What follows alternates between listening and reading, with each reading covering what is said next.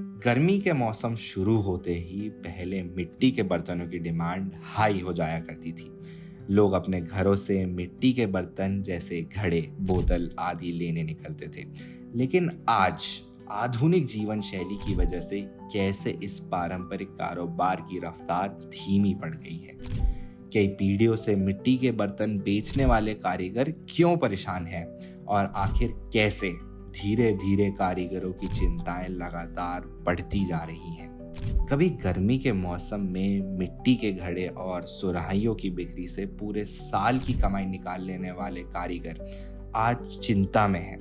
कई पीढ़ियों से इस पारंपरिक कारोबार से जुड़े परिवारों का कहना है कि बदलते मौसम ने उनके काम की रफ्तार छीन ली है।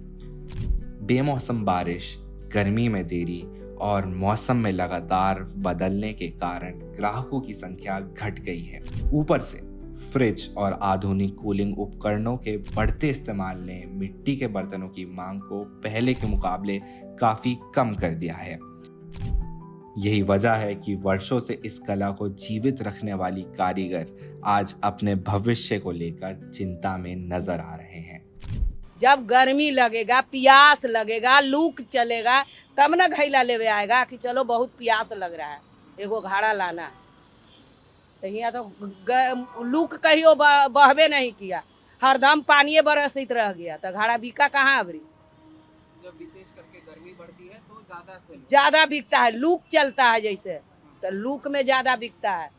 ऐसे उतना घड़ा कोई नहीं लेता है। अब हम लोग का 100-200 बेचते थे, यहाँ 100 को बिका, पूरा गर्मी में 100 को बिका। अब तो इसका लास्ट सीजन है, 15 दिन के बाद पानी पड़ेगा, तो कोई गरीब आदमी लेगा। इतनी कीमत है 300-400, जरा पैसा रहेगा वही न लेगा। लेकिन कहा जाता है कि सामान्य परिवार के लिए ये फ्रिज से कम नहीं होता है मटका। फ्रिज वाला पानी कोई पिए के नाम नहीं लेता है, कहता है कि गला धर लेता है। आई शुद्ध पानी हुआ घड़ा के। हालांकि आधुनिक सुविधाओं के बढ़ते प्रभाव के बावजूद मिट्टी के बर्तनों की उपयोगिता पूरी तरह खत्म नहीं हुई है। आपको बता दें कि स्वास्थ्य के प्रति बढ़ती जागरूकता ने एक बार फिर लोगों का ध्यान इन मिट्टी के बर्तनों की ओर खींच लिया है। मिट्टी के घड़े में रखा पानी प्राकृतिक तरीके से ठंडा होता है और उसका तापमान शरीर के अनुकूल माना जाता है।